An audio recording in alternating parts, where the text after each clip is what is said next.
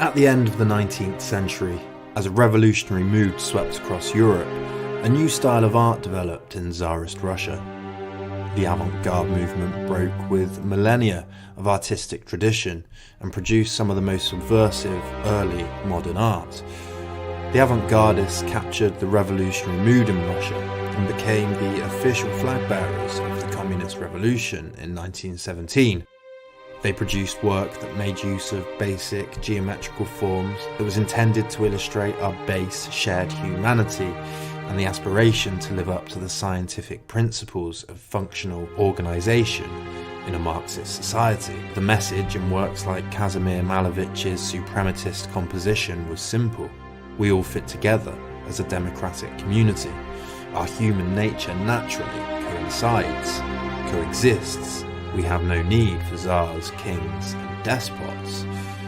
In 1913, the painter Natalia Goncharova wrote that, "I am convinced that modern Russian art is developing so rapidly and has reached such heights that within the near future it will be playing a leading role in international life.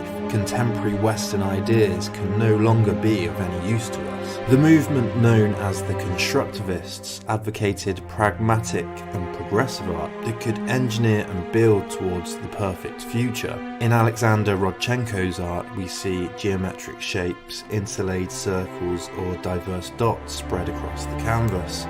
Again, the message is revolutionary. We are separate but the same, and we have the potential to align, to come together as one and build a communal future.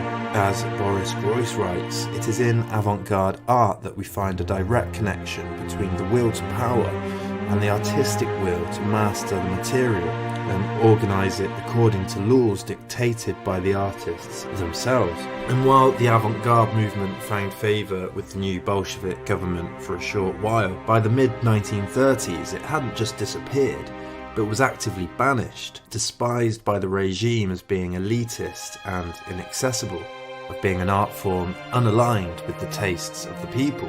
Socialist realism became the dominant style of art in the Soviet Union between the 1920s and 1960s, and under Stalin became the only style of art allowed by the state.